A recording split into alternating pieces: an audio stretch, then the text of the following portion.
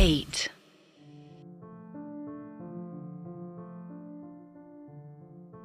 जैसे वेदा ये बोलकर हटे, सब कुछ शांत हो गया। वेदा खड़े हुए और उन्होंने घर का दरवाजा खोला। सब अंदर चिंतित थे, पर वेदा को सही सलामत देखकर उन्होंने चैन की सांस ली। वेदा के चेहरे पर कोई हाव भाव नहीं थे। वो आराम से बैठे और सोचने लगे। ऐसे ही शाम हो गई। उन्होंने आर्यन और राजन को बुलाया। कुछ सामान लाना है, ला दोगे? उन दोनों ने हाँ कहा, जिस पर वेदा कहते हैं, एक हनुमान जी की बड़ी फोटो, तांबे का सिक्का, फूल और तांबे का कलश, और सुनो, फल वगैरह भी ले आना। वो दोनों हैरान हो गए। राम सहाय जी पीछे से आए। आप क्या करने जा रहे हो? मैं 11 दिन का संकल्प, क्योंकि ये हमारे बस का नहीं है। अब बस हनुमान जी हमारी मदद कर सकते हैं। और अब बारी आ गई थी वेदा की ब्रह्म राक्षस से सामना करने की। जैसे वेदा ने कहा था, आर्यन और राजन ये सब सामान लेकर आ गए और वेदा को उन्होंने ये सामान दे दिया। घर के एक शांत कोने में वो ये सब चीजें संभाल कर रखने लगे। अंकल, ये क्या संकल्प है और इसमें करना क्या होता है? आर्यन ने राम सहाय जी से पूछा। बेटा, ये हनुमान जी का संकल्प होता है। ये संकल्प बहुत ही कड़ा होता है। इसमें जो इंसान इसे रखने जा रहा होता है वो मन में एक इच्छा रखता है और मंगलवार से इस संकल्प को शुरू कर देता है। सुबह ब्रह्म मुहूर्त में उठकर स्नान कर वो एक लकड़ी के पीढ़े पर लाल कपड़ा बिछाकर उस पर हनुमान जी की फोटो रख, बगल में तांबे के लोटे में जल डालकर उसमें तांबे का सिक्का डालता है। ये तांबे का लोटा 11 दिन तक ऐसे का ऐसा ही रहेगा और फिर 11 दिन तक लगातार रोज गाय के घी का दिया जलाना होता है। हनुमान चालीसा पढ़ना, संकट मोचन पढ़ना, ये सब चीजें भी सुबह उठकर की जाती हैं। और सबसे जरूरी बात, इन 11 दिनों में उन्हें ब्रह्मचारी का आचरण धारण करना होता है। जैसे ही 11 दिन पूरे हो जाते हैं उनका ये संकल्प पूरा हो जाता है और यही वेदा रखने जा रहे हैं। ये सुन आर्यन और राजन सोच में पड़ गए कि ऐसी कौन सी इच्छा होगी जिसको पूरा करने के लिए वेदा ये संकल्प कर रहे हैं। अगला दिन मंगलवार का था, तो ब्रह्म मुहूर्त में उठकर वेदा ने स्नान किया और अपना संकल्प शुरू कर दिया। और इसी के साथ साथ वो रोज घर में हो रही हलचलों को भी देखते रहे। ब्रह्म राक्षस शांत हो चुका था क्योंकि घर में एक संतुलन आ गया था।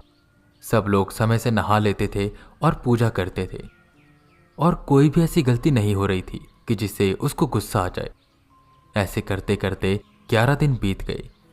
वेदा का संकल्प पूर्ण हो गया और अब वो इंतजार करने लगे कि कब उनकी इच्छा पूरी होगी। इसी बीच आर्यन और राजन उनसे बार बार पूछते कि ऐसी कौन सी इच्छा थी उनकी जो उन्होंने मांगी थी, पर वो बताते नहीं।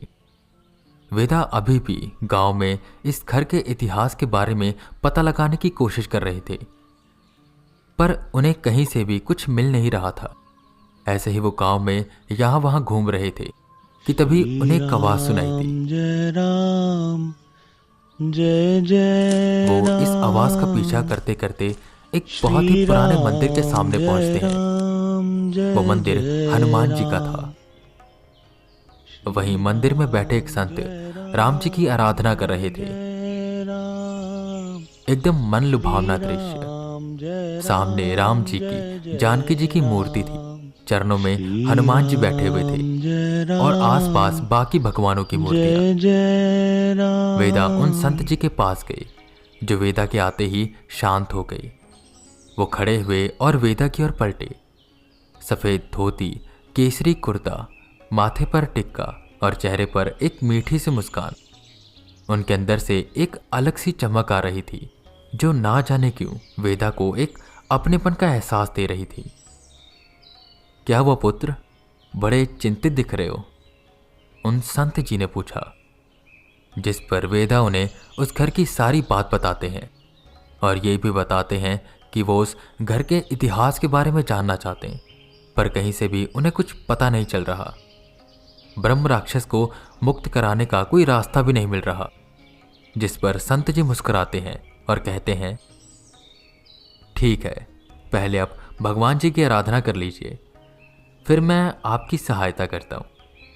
वेदा आगे की ओर बढ़े और उन्होंने पूजा की, वापस उस संत के पास आए और बैठ गए। देखो, हमारे जीवन में अगर कुछ भी होता है तो वो हमें पहले से और भी ज्यादा बेहतर बनाने के लिए होता है।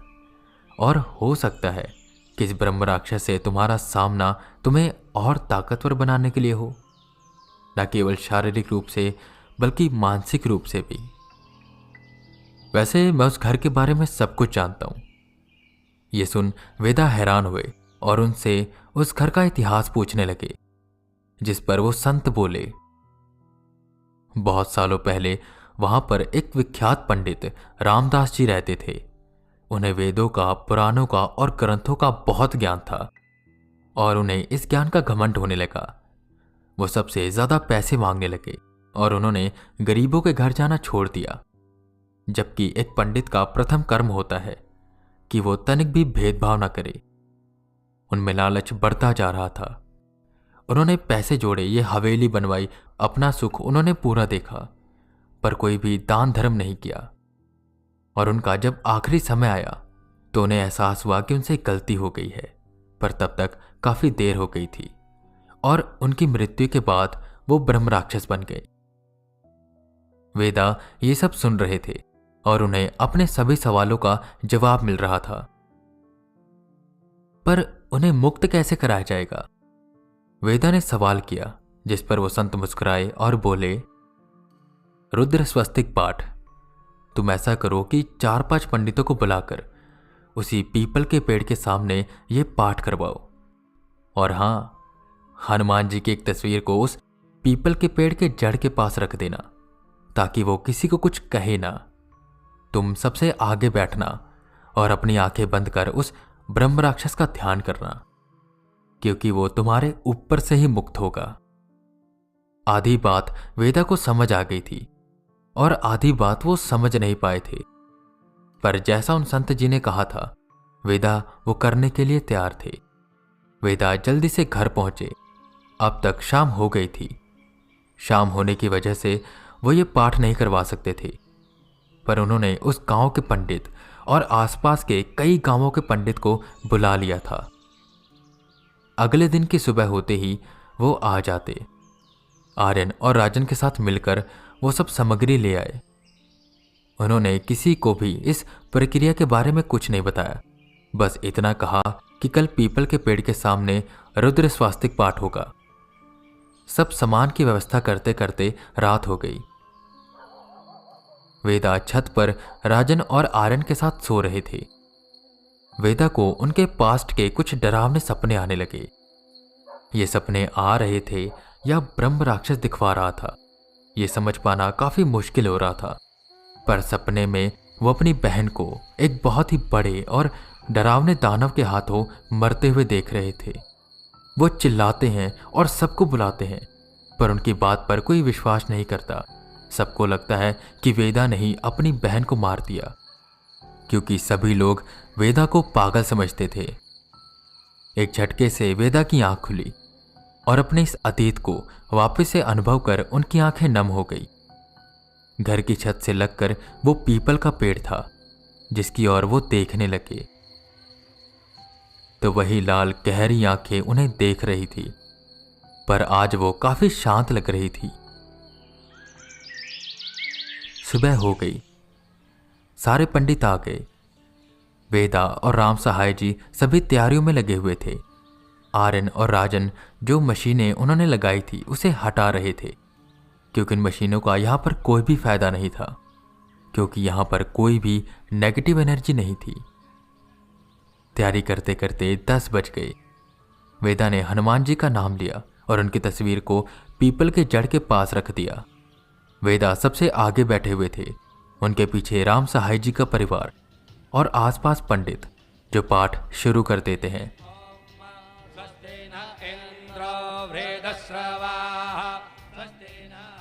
आर्यन और राजन भी इस पाठ में सम्मिलित थे, पर वो काफी दूर बैठे हुए थे। उन्हें काफी डर लग रहा था। पाठ की गति तेज होती जा रही थी। कोई भी हलचल नहीं हो रही थी कि अचानक से पत्ते हिलने लगे। वेदा को आभास होने लगा कि उनके ठीक सामने कोई है। उन्हें डर लग रहा था क्योंकि ऐसी ताकत उन्होंने कभी भी अनुभव नहीं करी थी। वेदा ने धीरे से अपनी आंखें खोली। उन्होंने देखा कि उनके ठीक सामने ब्रह्म राक्षस बैठा हुआ था। उसका पूरा बदन लाल था। उसने धोती पहनी हुई थी और जनेऊ धारण किया हुआ था। उसकी आंखों से लगातार खून की एक धारा बह रही थी और उसके सर पर 2 बड़े बड़े डरावने सींग थे, जिसे देखकर वेदा भी डर गई। पर वो ब्रह्म राक्षस बस बैठा हुआ था और उन पंडितों के साथ साथ मंत्रों का उच्चारण कर रहा था। वेदा ने वापस से अपनी आंखें बंद कर ली। काफी देर तक ये पाठ चलता रहा कि तभी वेदा के ऊपर कुछ गिरा। उन्होंने देखा तो कहीं से एक खून की बूंद उनके ऊपर आकर गिरी थी। वेदा ऊपर की ओर देखते हैं तो पीपल की एक डाल पर वही ब्रह्म राक्षस बैठा हुआ था और वेदा को ही देख रहा था। उसकी आंखों से खून गिर रहा था, पर यह ऐसा लग रहा था कि यह खून नहीं, आंसू है। अभी वेदा कुछ समझ पाते कि वह ब्रह्म राक्षस एक सफेद रोशनी के गोले में बदल गया और सीधा वेदा की ओर बढ़ने लगा और वेदा के अंदर समा गया। वेदा को सब कुछ सुनना बंद हो गया और आसपास अंधेरा छाने लगा। तभी उन्हें एक आवाज सुनाई दी। वेदांत, मैं जानता था कि तुम ही मुझे मुक्त करवा सकते हो, इसलिए मैंने तुम्हें चुनौती दी थी। मैं तुम्हारी इस लगन से बहुत खुश हुआ और ये सब तुम्हारी शक्तियों को बढ़ाने के लिए किया गया था। जाते जाते मैं चाहता था कि मैं सारे राज तुम्हें बता दूं, पर अब मैं चाहता हूं कि ये राज तुम खुद पता करो और तुम कर लोगे, मुझे ये भरोसा है। जाते हुए बस मैं एक चीज तुम्हें बता सकता हूं कि तुम्हारे पास ये ताकतों का होना कोई संयोग नहीं है, बल्कि तुम्हें ये ताकतें किसी खास कार्य के लिए दी गई है। अपना ध्यान रखना। धन्यवाद मुझे मुक्त कराने के लिए। वेदा एकदम से बेहोश हो गए। सब उन्हें उठाकर अंदर लेकर आए, जहां उन्हें तख्त पर लेटाया गया। काफी देर बाद उन्हें होश आया और जैसे उन्हें होश आया, सब लोगों ने चैन की सांस ली। वेदा ने उन्हें बताया कि ब्रह्म राक्षस को मुक्ति मिल चुकी है। शाम को उन्होंने निकलना था, तो वेदा ने सोचा कि एक बार उन संत से मिलता चलूं और उनका धन्यवाद कर दूं। वो वहीं पर पहुंचे जहां पर वो मंदिर था, पर उन्हें वो मंदिर कहीं दिख नहीं रहा था। वो उस मंदिर को और उन संत को काफी ढूंढते हैं, पर वहां पर उन्हें कुछ नहीं मिलता। ये कैसे हो सकता है? वो मंदिर तो यहीं पर था, अचानक से गायब कहां हो गया? वो गांव के लोगों से उस मंदिर के बारे में पूछते हैं, पर गांव वाले कहते हैं कि वहां पर कभी कोई मंदिर था ही नहीं। तभी उन्हें एहसास होता है कि शायद वो जिनसे मिले वो कोई संत नहीं, बल्कि स्वयं हनुमान जी थे। और शायद जो उनकी इच्छा थी, जिसके लिए उन्होंने संकल्प रखा था, वो पूरा हो चुका था। उन्होंने उस मिट्टी को छुआ, प्रणाम किया और बनारस के लिए निकल गए।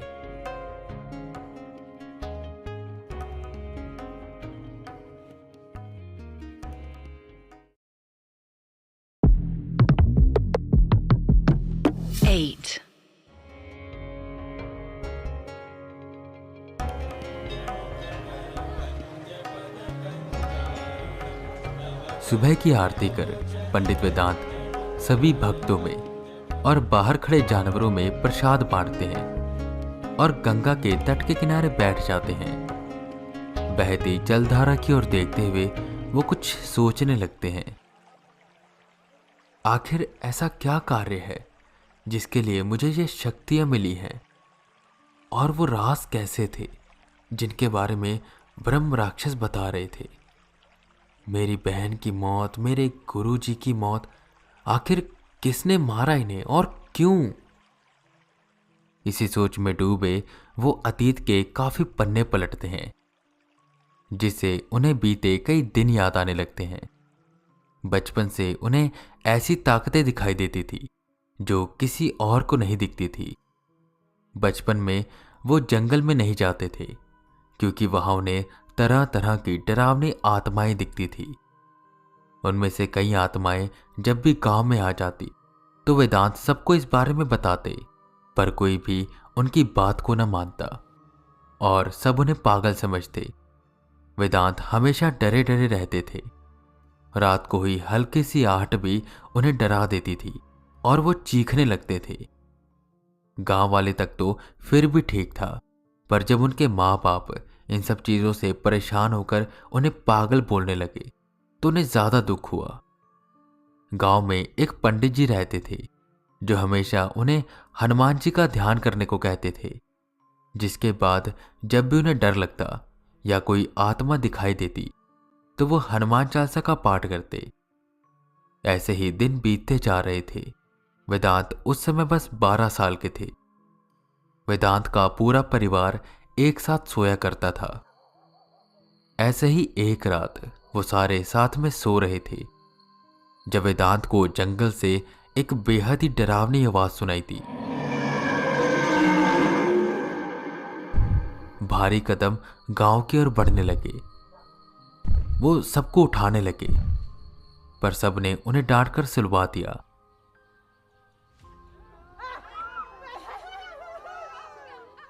अगले दिन जब सबकी नींद खुली तो उन्हें बाहर से बहुत से लोगों के रोने की आवाज सुनाई दे रही थी।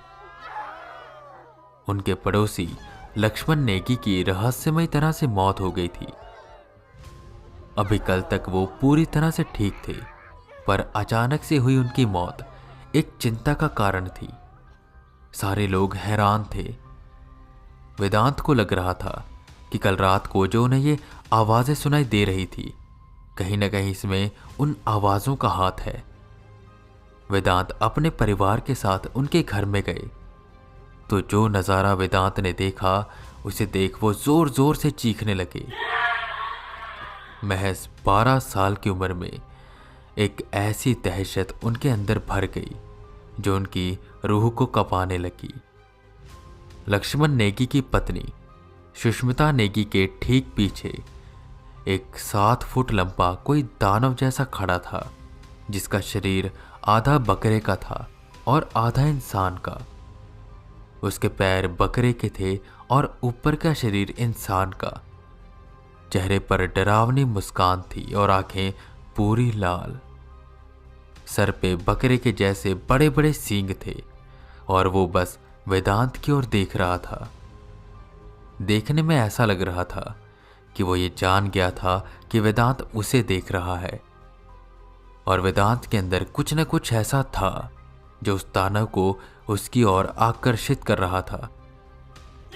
वेदांत बस चिल्लाए जा रहा था। उसके घर वाले उसे घर लेकर गए। वो सबको बताने लगा कि वहां पर उसने किसी दानव को देखा है, पर कोई भी उसकी बात को नहीं मानता और सब उसे पागल कहते हैं। खैर, अगले ही हफ्ते लक्ष्मण नेगी की पत्नी सुष्मिता नेगी की मौत हो जाती है, और उनकी मौत होने से पहले भी वेदांत ने जंगल से आते कदम और वो चीख सुनी थी। वो जो भी था वेदांत के गांव के पीछे वाले जंगल से आ रहा था। गांव वालों में दहशत भरती जा रही थी। अगले हफ्ते वेदांत को वो आवाज फिर से सुनाई दी, पर वो कदम अब उसके घर की ओर आ रहे थे। वेदांत का दिल तेजी से धड़कने लगा। घर का दरवाजा धीरे से खुला।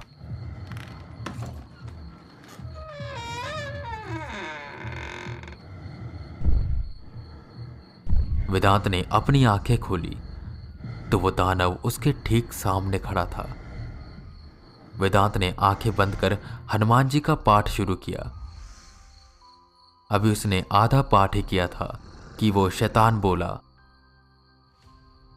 बच्चे, कोई फायदा नहीं। तुझे शायद पता नहीं है, मुझे कैद करने के लिए हजारों मंत्र लगे थे और उसके बाद भी मैं आजाद हो गया। मैं जानता हूं तू मुझे देख सकता है और मैं ये भी अनुभव कर पा रहा हूं कि तुझ में और तेरे परिवार में एक अलग सी ऊर्जा है। एक बार मैं इस ऊर्जा को खा लूंगा ना, तो काफी लंबे अरसे तक मुझे भूख नहीं लगेगी। मुझे हर हफ्ते आकर यहां किसी को मारकर खाना नहीं पड़ेगा।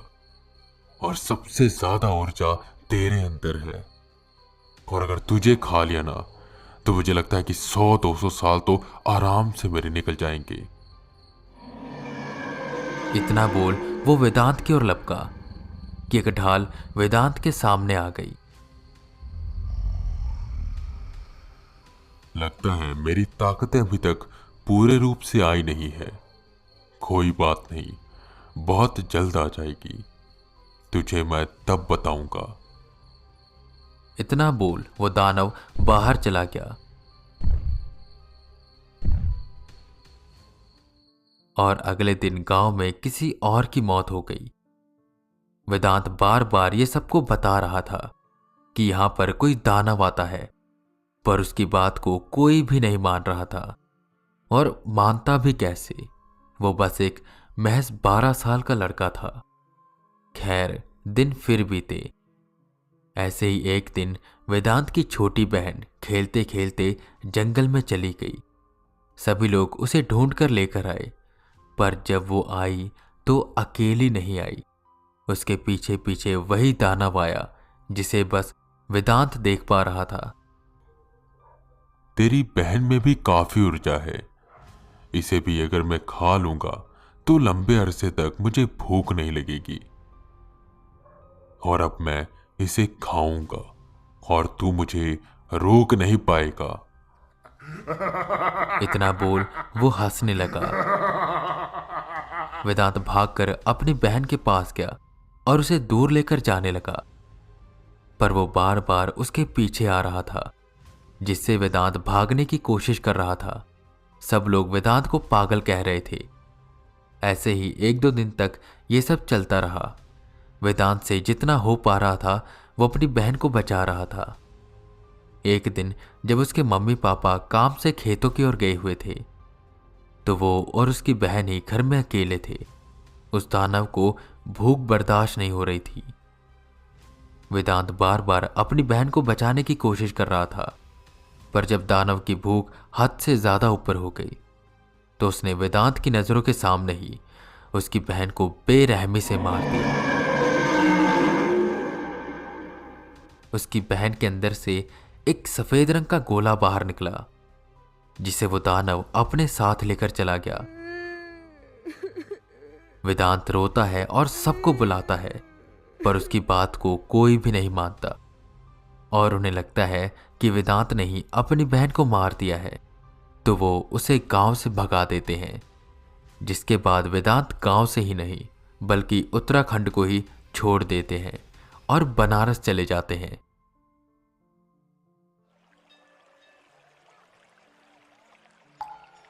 आंखों से गिरते आंसू गंगा जी की गोद में जा रहे थे। वेदांत, जो अब पंडित वेदांत बन चुके थे, वो अपने इस अतीत के दर्द को भुला नहीं पा रहे थे। उन्हें आज तक ये पता नहीं चला था कि वो दानव कौन है और कहां से आया है, पर वो उससे बदला लेना चाहते थे, बदला हर चीज का।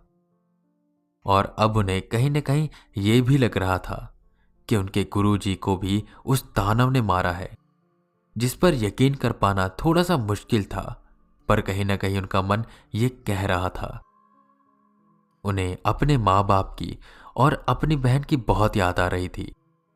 अपने गांव की वो गलियां, वो खेत खलियान और वहां की मिट्टी, उनसे अब रहा नहीं जा रहा था।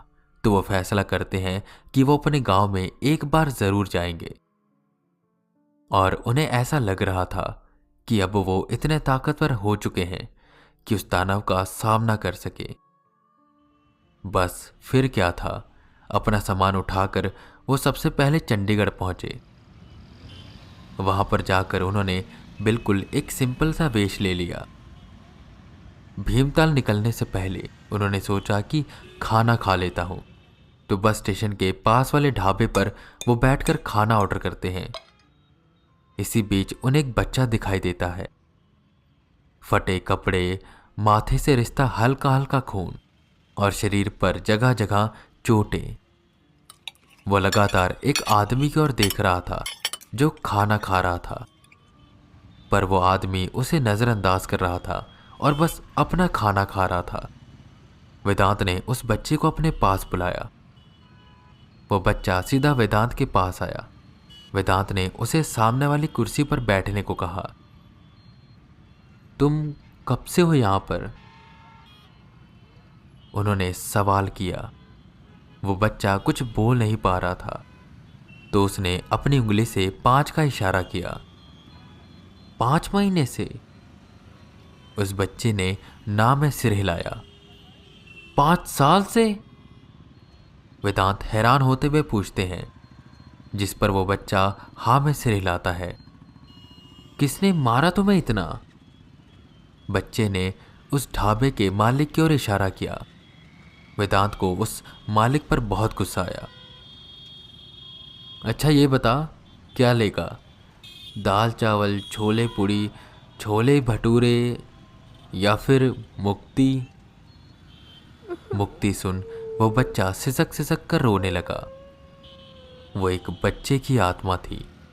शायद इस बच्चे को 5 साल पहले इस ढाबे के मालिक ने काम पर रखा था और किसी वजह से इसे मारा, और इतना ज़्यादा मारा कि बेचारा बच्चा मर गया और उसकी आत्मा यही ढाबे में भटकने लगी। अभी तो मुझे भीमताल जाना है और इसे मुक्त कराने के लिए मुझे वापस बनारस जाना पड़ेगा। क्या करूं? क्या इसे यहीं रुकने को कहूं या अपने साथ ले जाऊं? वेदांत उसकी ओर देखते हुए सोचते हैं, जिस पर वो बच्चा सीधा वेदांत का हाथ पकड़ लेता है। शायद वो समझ गया था कि वो क्या सोच रहे हैं। वेदांत को उस पर काफी तरस आ जाता है और वो उसे अपने साथ ले जाते हैं।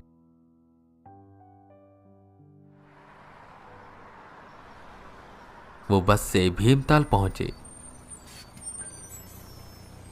भीमताल में उतरने के बाद उन्होंने वहां से अपने गांव तक जाने के लिए एक रिक्शा करने का सोचा, पर जिस भी रिक्शे वाले के पास वो जाते और अपने गांव का नाम बताते तो वो रिक्शा वाला बनाकर वहां से चला जाता। सबके चेहरे पर एक डर वेदांत साफ साफ देख पा रहे थे।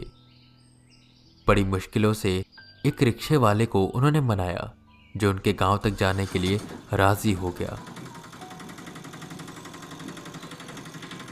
रिक्शा की मदद से वेदांत अपने गांव पहुंचे।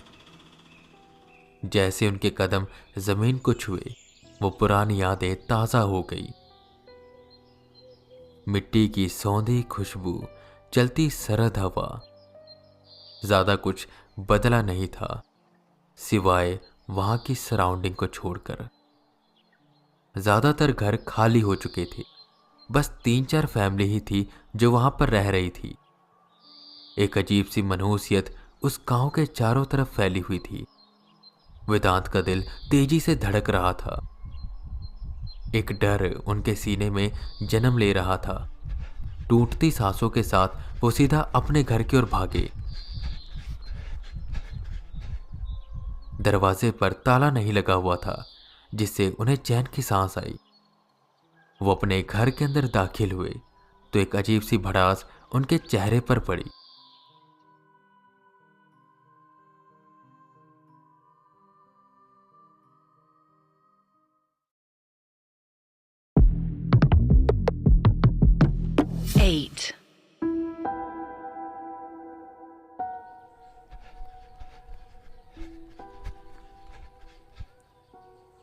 दरवाजे पर ताला नहीं लगा हुआ था, जिससे उन्हें चैन की सांस आई। वो अपने घर के अंदर दाखिल हुए तो एक अजीब सी भड़ास उनके चेहरे पर पड़ी। ऐसा लग रहा था कि जैसे बहुत वक्त से ये घर खाली पड़ा है और यहां पर कोई आया नहीं है। उनका दिल घबराने लगा। वो जल्दी से बाहर निकले तो एक घर से एक बूढ़ी औरत बाहर निकली। वेदांत उनके पास गए और उनसे पूछने लगे, जिस पर वो औरत बोली, अच्छा वो बेटा 5 साल पहले ही उनकी मौत हो गई थी। इतना सुन वेदांत की आंखों से आंसू गिरने लगे। वो किसी छोटे बच्चे की तरह रोने लगे। गांव में जितने भी लोग बचे थे वो बाहर आए और वेदांत को ऐसे रोते हुए देख हैरान हो गए। सबने उन्हें शांत करवाया, जिसके बाद उन्हें पता चला कि ये कोई और नहीं बल्कि वेद है, जो पहले यहीं पर रहता था, जिसे सब लोग पागल समझते थे। इतने सालों बाद उसे देखकर वो सब काफी हैरान थे। अब उन्हें वेदांत की बातों पर भरोसा हो रहा था। गांव के सबसे बुजुर्ग शख्स आगे आए और बोले, बेटा वेद, शायद तुम सही कहते थे। हमारे गांव पर किसी बुरी ताकत का साया था। तेरे जाने के बाद काफी समय तक कुछ भी नहीं हुआ, पर फिर अचानक से गांव में मौतें होने लगी। बहुत से लोग गांव छोड़कर चले गए और मुझे बड़े दुख के साथ कहना पड़ रहा है, 5 साल पहले ही तेरे माँ बाबू जी की भी मौत हो गई। वजह शायद वेदांत जानते थे। उन्होंने अब ठान लिया था कि वो उस दानव से बदला जरूर लेंगे, और वो बच्चा भी उनके साथ था और ये सब देख रहा था। बच्चा इन सब चीजों से अनजान बस वेदांत के साथ चलाया था। वेदांत के मन में बदले की भावना बढ़ती जा रही थी। बिना किसी इंतजार के वो सीधा गांव के पीछे वाले जंगल की ओर जाने लगे। शाम हो रही थी। वो जंगल में आगे बढ़ते जा रहे थे। वो उसी दानव को ढूंढ रहे थे। कहाँ रहता है वो, कहाँ से आता है, उन्हें कुछ भी नहीं पता था। वो बच्चा भी उनके पीछे पीछे आ रहा था। हालांकि वेदांत ने उसे कहा था कि वो वही गांव में रुक जाए, पर वो माना नहीं। खैर, अब तक उन्हें भटकते भटकते काफी देर हो गई थी और उन्हें कुछ भी नहीं मिला था। रात हो गई और एक बात वेदांत को काफी अजीब लग रही थी। जब वो छोटे थे तो इस जंगल में बहुत सी आत्माएं रहती थी, और अक्सर ऐसा होता है कि जंगल में आत्माएं रहती है। बहुत सी आत्माएं ऐसी होती है जिन्हें इंसानी बस्ती पसंद नहीं होती, उन्हें उनसे दूर रहना अच्छा लगता है, तो वो सुनसान जगहों पर और जंगली इलाकों में रहते हैं। पर यहां पर उन्हें एक भी आत्मा नहीं दिखाई दे रही थी। कुछ और वक्त बीता। जब उन्हें कुछ न मिला तो उन्होंने वापस जाने का सोचा कि तभी उन्हें वही आवाज सुनाई थी। वो आवाज जिसे बचपन में सुनकर उनके अंदर दहशत भर गई थी। वही आवाज जिसकी वजह से उनकी बहन की और उनके माँ बाबू जी की मौत हुई थी। ये वही दानव था। वो गुर्रा रहा था और ऐसा लग रहा था कि उसे बहुत भूख लगी है। वो सीधा तेजी से कदम आगे बढ़ाते हुए वेदांत की ओर आने लगा, और अब उसकी ताकत और भी ज्यादा बढ़ चुकी थी। वेदांत भी तैयार थे उसका सामना करने के लिए। वेदांत ने बच्चे को पेड़ के पीछे छुपने को कहा।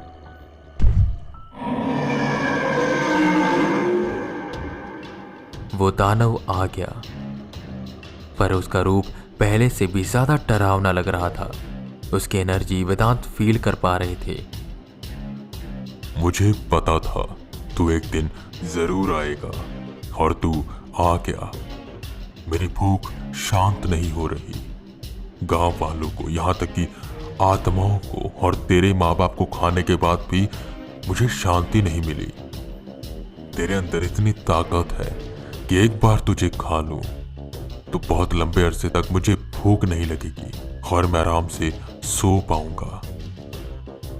वो दानव वेदांत की ओर बढ़ते हुए बोला। वही शील्ड फिर से वेदांत के सामने आई और वेदांत ने मंत्रों का जप करना शुरू किया, पर उस दानव पर कोई भी फर्क नहीं पड़ रहा था। उस दानव ने एक पंजे के वार के साथ उस शील्ड को तोड़ दिया। वेदांत की हिम्मत भी टूटने लगी। मेरी शक्तियां पूर्ण रूप से वापस आ चुकी है, और अब तुझे कोई भी नहीं बचा सकता। वो उसके वार से बचते हुए यहां वहां भागने लगे। दानव वेदांत पर भारी पड़ रहा था।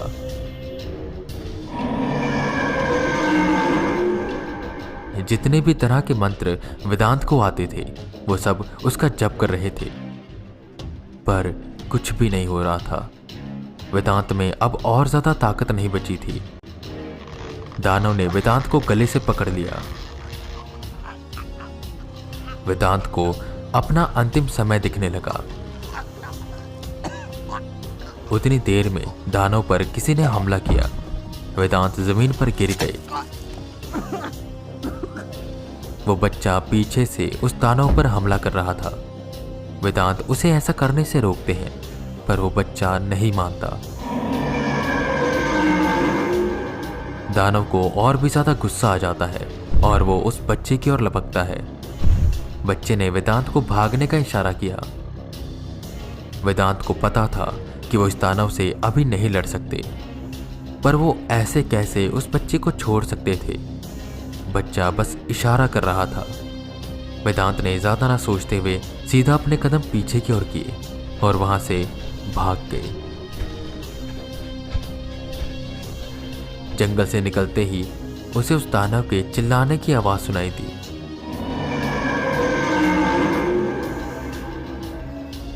वेदांत जितना जल्दी हो सका उस गांव से निकले। अभी तक उनकी सांसें तेजी से चल रही थी। रात के समय वो बस पागलों की तरह सड़क पर भाग रहे थे। तभी उन्हें पीछे से एक बस की आवाज सुनाई दी। वेदांत ने उस बस को रोका और वहां से निकल गए। मन में हताशा, गुस्सा, अफसोस और उस बच्चे को ना बचा पाने का गम उनके अंदर उमड़ रहा था और उन्हें खुद पर ज्यादा गुस्सा आ रहा था। अभी वो तैयार नहीं है, वो समझ चुके थे। चंडीगढ़ से सीधा वो बनारस गए और वहां पर कुछ दिन वो इसी गम में रहे कि वो उस बच्चे को नहीं बचा पाए। वो उसे मुक्ति दिलाना चाहते थे, पर वो खाना बन गया उस दानव का। उस दानव की शक्तियां दिन ब दिन बढ़ती जा रही थी और उस दानव को खत्म करना जरूरी था, वरना वो ऐसे ही लोगों को, जानवरों को, यहां तक कि आत्माओं को भी खाता रहेगा। एक मैसेज आया। ये मैसेज किसी और का नहीं बल्कि राजन का था। मैसेज एक नई मिशन का, जिसका राजन ने नाम दिया था मिशन सेमेट्री। गोवा के एक बहुत ही पुराने कब्रिस्तान में कुछ अजीब सी हरकतें हो रही थी। उन्हें यह रिपोर्ट मिली थी। वहीं पास के चर्च के फादर ने उन्हें यह बताया था और यह केस भी उन्हीं की तरफ से आया था। उस फादर के मुताबिक वहां पर एक पुराना कब्रिस्तान है जो अब तक बंद था, पर अभी कुछ महीनों पहले ही वो वापस से खुल गया है, जहां पर लोग बस घूमने आते हैं। और उस कब्रिस्तान के अंदर भी एक चर्च है, तो उसे देखने भी। पर जब से वो चर्च खुला है, बहुत से लोगों की मिसिंग रिपोर्ट आने लगी है और 4 महीनों में वहां पर लगे 5 वॉचमैन गायब हो चुके हैं। उनके साथ क्या हुआ ये कोई भी नहीं जानता। देर रात वहां से अजीबोगरीब आवाजें सुनाई देती हैं और उन्हें शक है कि वहां पर कोई स्पिरिट है या तो कोई उससे भी पावरफुल चीज। वेदांत ने यह सारी रिपोर्ट पढ़ी। राजन ने ऑनलाइन मिली डिटेल भी उनके साथ शेयर की थी। ये चर्च यार्ड था। इसे एक अंग्रेज डैनियल व्हाइट ने बनवाया था। उन्होंने प्रेयर करने के लिए और अपने धर्म के प्रचार करने के लिए इस चर्च को बनवाया था, पर उनकी मौत के बाद जब ये संपत्ति उनके बेटे एडविन व्हाइट को मिली तो उसने इसे चर्च यार्ड में बदल दिया। इसके पीछे का कारण कोई भी नहीं जानता था। पर कुछ सालों बाद एडविन व्हाइट की फैमिली की रहस्यमय तरह से मौत हो गई। फिर यह चर्च यार्ड बंद हो गया और अब एडविन व्हाइट के चचेरे भाई ऑस्टिन व्हाइट के पास ये जमीन थी, जिसने इसे वापस से खुलवा दिया था। इस केस में खास बात यह भी थी कि इसमें किसी डिमोनिक पावर के हाथ होने का शक था। ये खुद फादर ने बताया था और चर्च वाले उन्हें इसके लिए बहुत से पैसे देने वाले थे। वेदांत काफी देर तक सोचते रहे। उन्हें एक डर भी लग रहा था कि अगर सच में वहां पर कोई डिमोनिक एंटिटी हुई तो वो क्या करेंगे, और अगर उसका सामना वो ना कर पाए तो कहीं उस दिन जैसे वो उस बच्चे को छोड़कर भागे थे वैसे ही कहीं राजन और आर्यन की जान खतरे में डालकर वो भाग न जाए।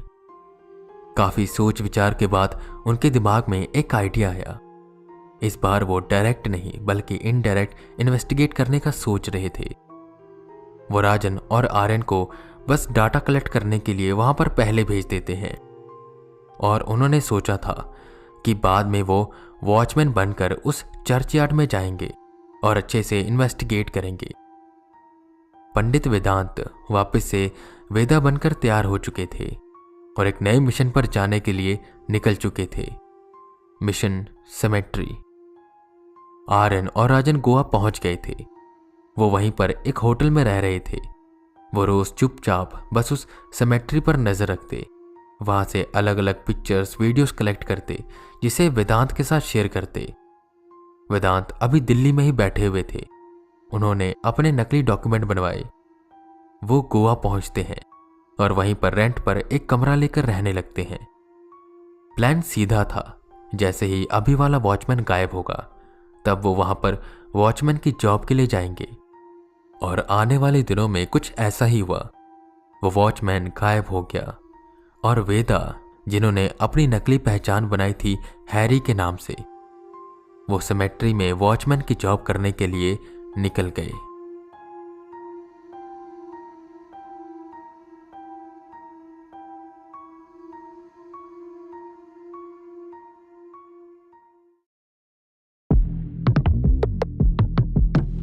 Eight.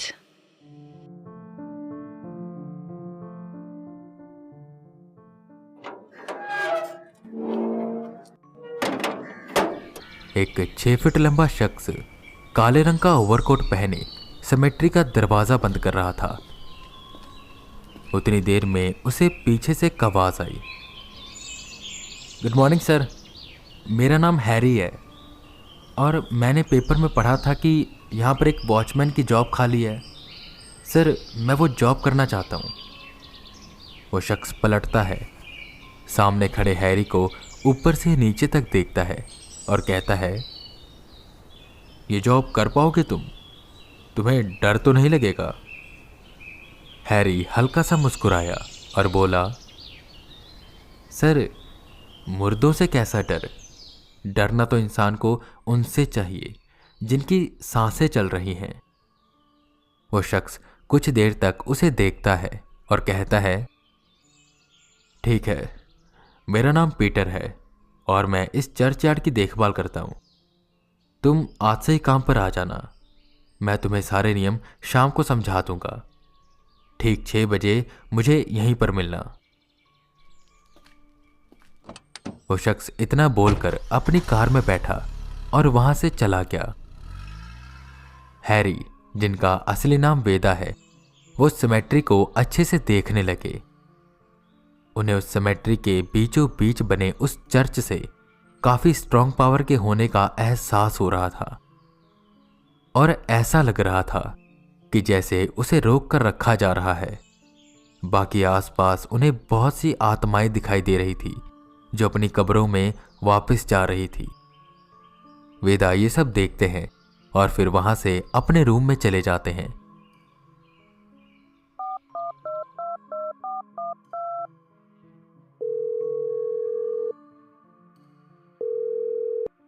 हेलो, कोई और चीज का पता चला? वेदा ने पूछा। सर, ज्यादा कुछ तो नहीं, पर हां, इतना पता चला है कि जो बीच में चर्च है ना, उसके नीचे की जमीन काफी अंदर तक खाली है। मतलब उसका जो बेसमेंट है ना, वो काफी बड़ा है और जो हम बार बार वेव्स भेज रहे थे वो ना जाने क्यों वापस आ जा रही थी। राजन भेस बदल कर अंदर घूमने गया था तो चर्च के आसपास का टेम्परेचर काफी डाउन जा रहा था और ईएमएफ मशीन भी एक्टिव हो रही थी और वो चर्च के अंदर नहीं गया था। आर्यन इतना बोलकर हटा ही था कि वेदा ने कहा, हाँ उसने अच्छा किया। अगर चर्च के बाहर ही इतनी स्ट्रांग पावर फील हो रही थी तो अंदर ना जाने क्या होता। जो कुछ भी है इस चर्च के अंदर ही है। खैर मैं बात कर आया हूं वहां पर, और जो मैंने तुम्हें काम कहा था वो कर दिया तुमने? हाँ सर, कर दिया। आप चिंता मत करो, आर्यन ने दबी आवाज में कहा।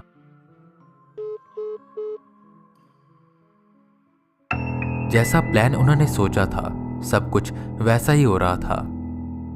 वेदा अपने नकली डॉक्यूमेंट्स एक फोल्डर में रखते हैं और शाम की तैयारी में लग जाते हैं। शाम के 5:30 हो रहे थे।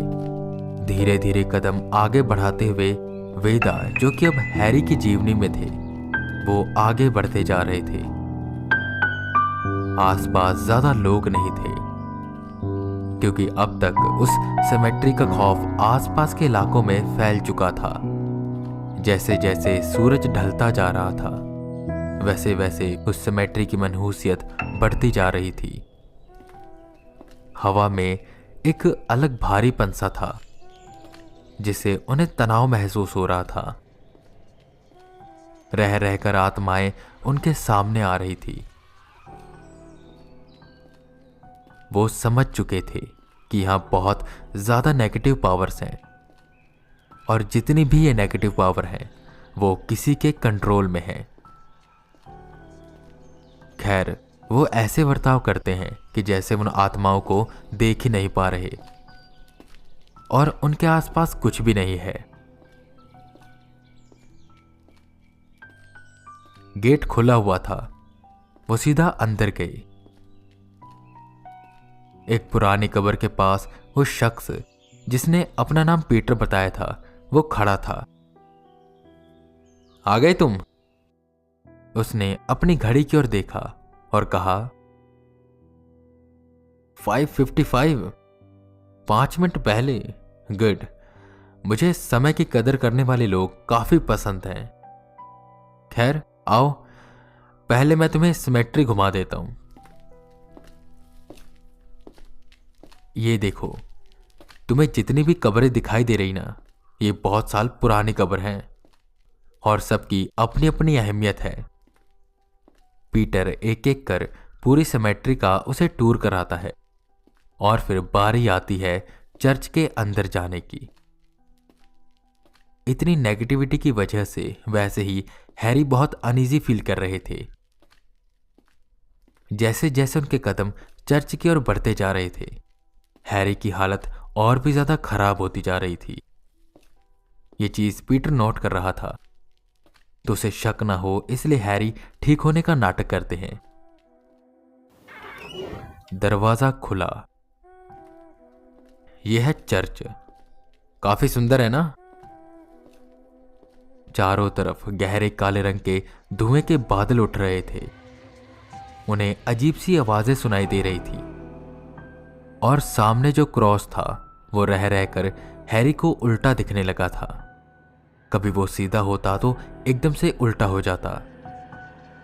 एक अंधेरा छाने लगा और चर्च के अंदर जितनी भी सीट थी वहां पर धीरे धीरे उन्हें लोग दिखाई देने लगे जो किसी को पुकार रहे थे। क्रॉस फिर से धीरे धीरे उल्टा होने लगा। हैरी का सर फटने को हो रहा था। उन्हें उल्टी आने लगी पर वो चुपचाप बस पीटर के पीछे पीछे जाते रहते हैं।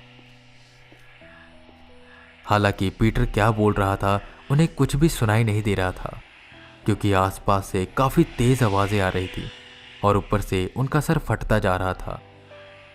किसी तरह वो बाहर निकले। हाँ तो हैरी, सब ठीक है ना? पीटर ने पूछा, जिस पर हैरी ने हाँ में सिर हिलाया। ठीक है, आओ मैं तुम्हें तुम्हारा कैबिन दिखा देता हूं और कुछ नियम है वो भी समझा देता हूं। आखिर कैसे रूल्स? हैरी का दिमाग चकराने लगा। एक छोटे से कैबिन का दरवाजा खोल पीटर अंदर आया। पीछे पीछे हैरी भी आए। कुर्सी पर बैठते हुए पीटर एक डॉक्यूमेंट निकालता है और हैरी से साइन करने को कहता है। हाँ तो हैरी, अब मेरी बात को ध्यान से सुनना। कुछ सिंपल से रूल है जिन्हें तुम्हें फॉलो करना है और बिल्कुल भी डरना नहीं है। तुम्हें ठीक 7 बजे आना है। इस वक्त तक दिन वाला वॉचमैन जा चुका होगा। अंदर जितने भी लोग घूम रहे होंगे, तुम्हें उन सबको बाहर निकालना है और दरवाजे को लॉक कर देना है। दरवाजे को लॉक करने के बाद तुम पूरे सेमेट्री का एक राउंड लगाओगे। पूरी सेमेट्री खाली होनी चाहिए और इसके बाद तुम अपने कैबिन में आराम से बैठ सकते हो। 11 बजे तक तुम्हें जो करना है करो, पर 11 बजने के बाद तुम अपने कैबिन का दरवाजा अच्छे से बंद कर लोगे और फिर खोलोगे नहीं। तुम्हें अगर टॉयलेट यूज करना है तो भी नहीं। 12 बजे के आसपास अगर तुम्हें अपने दरवाजे पर 2 बार नॉकिंग की आवाज सुनाई दे तो तुम दरवाजा नहीं खोलोगे और अपने कैबिन की लाइट बंद करके चुपचाप बैठ जाओगे। बस 10-15 मिनट के लिए तुम्हें अपने कैबिन की लाइट बंद करनी है और उसके बाद तुम जला सकते हो। और अगर नॉकिंग की आवाज 3 बार हो तो जितना जल्दी हो सके तुम्हें जाकर सेमेट्री का मेन गेट खोलना है और बिना यहां वहां देखे अपने कैबिन में आकर दरवाजा बंद कर देना है। 1 से 3 तुम बाहर नहीं निकलोगे, ठीक है?